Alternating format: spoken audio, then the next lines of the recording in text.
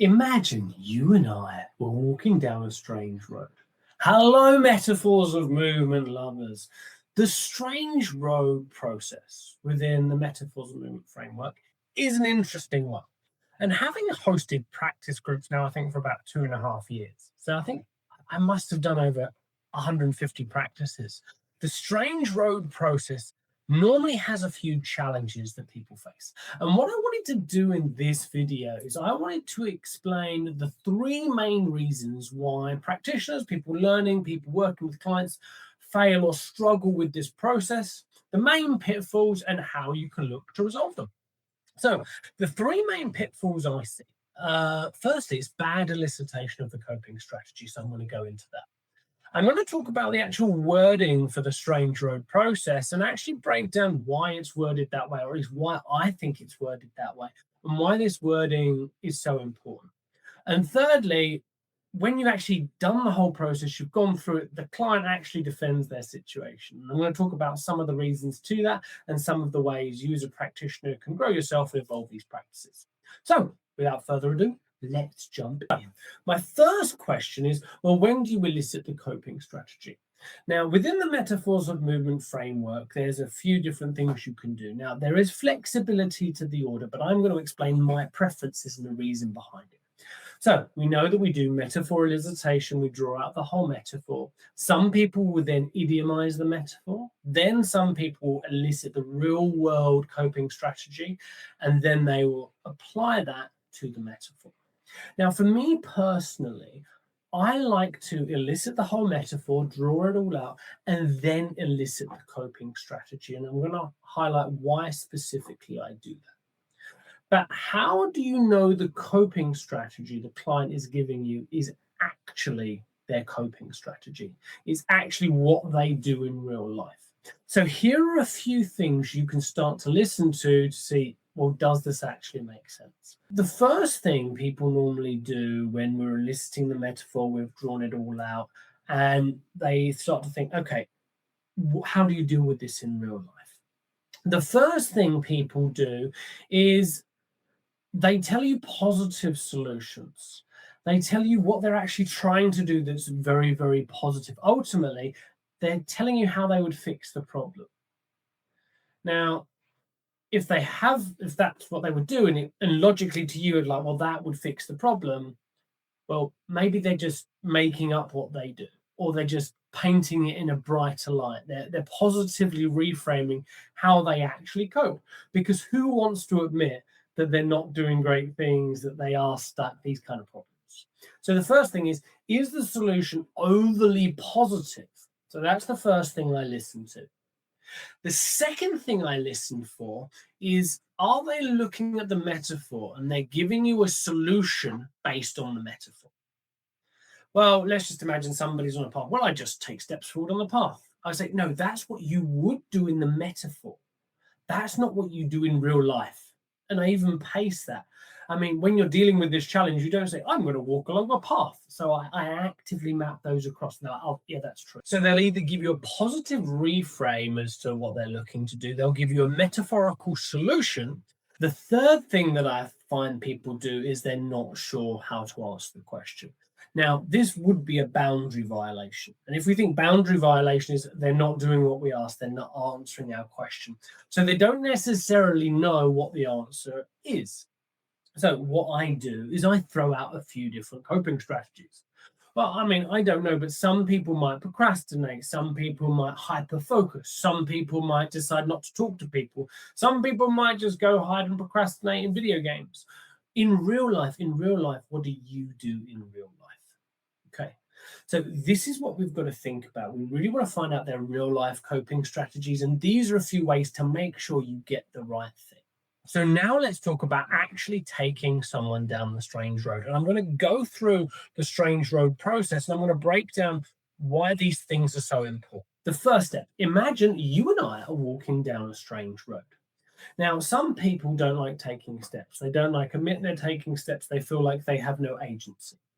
So by us taking steps together, we both have agency. But also the fact that you and I are walking down a strange road implies that I'm walking as well. Now, if I'm walking, if I'm taking steps, you might say you're not taking steps, so you could deny that, but you can't deny that I am because I'm taking steps.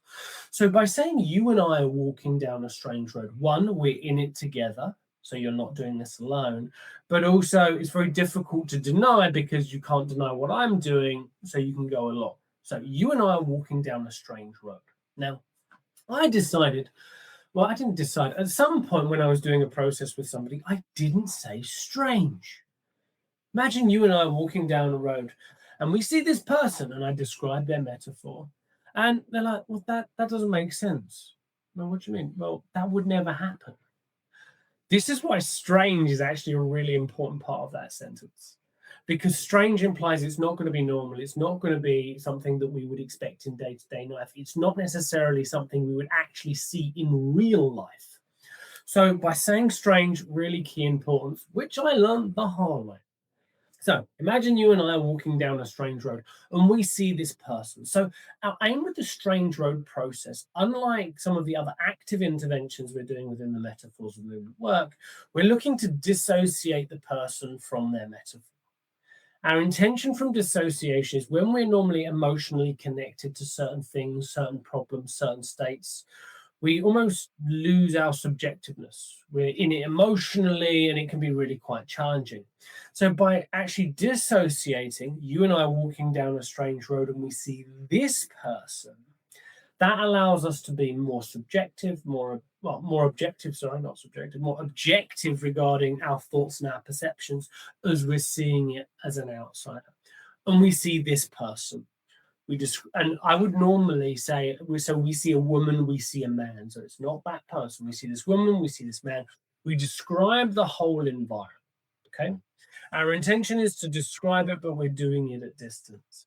I'm going to come up with some of the problems that come up shortly regarding that and when people feel like they're still in it or they start to justify. So we describe that whole process.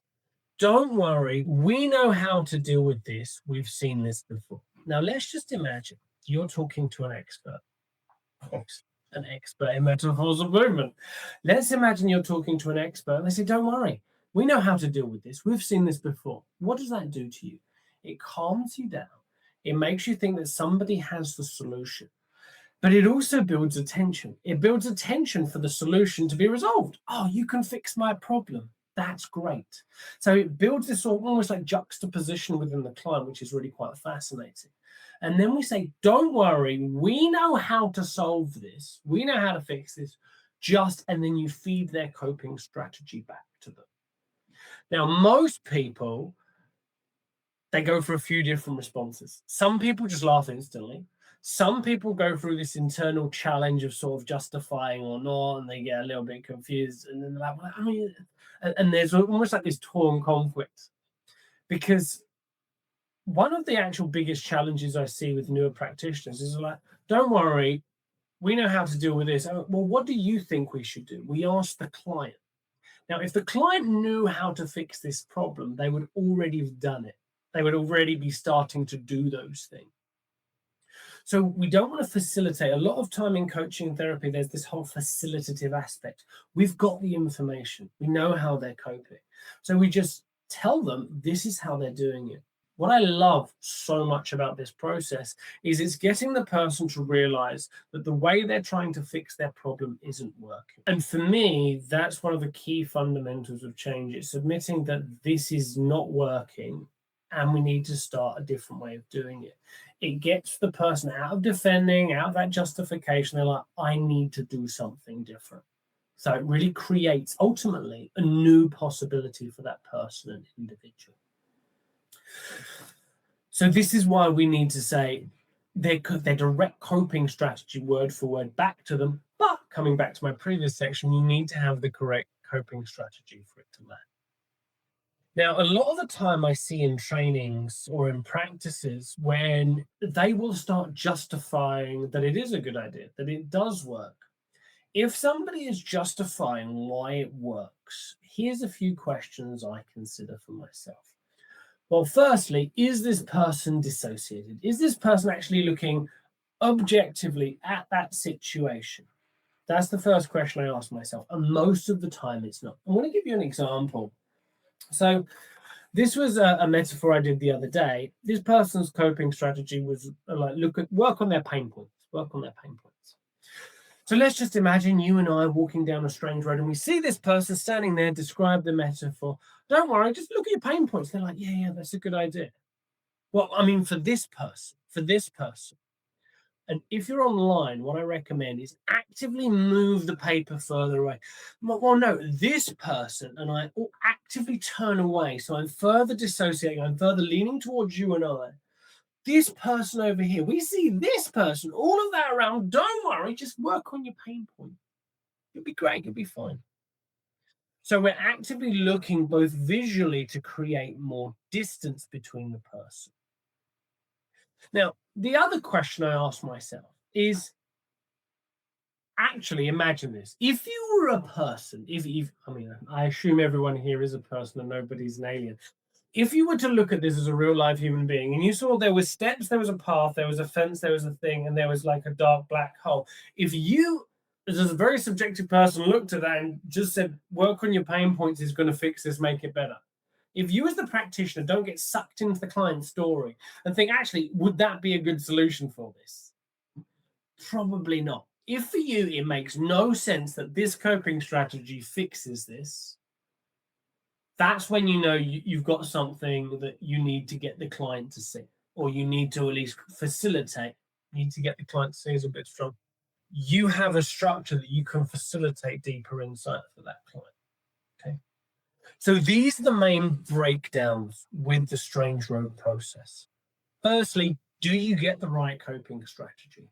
Secondly, do you use the wording? And thirdly, do you get that person to effectively dissociate from metaphor? So they can have realizations, they can have insight, a new possibility is open so that they are ready for change.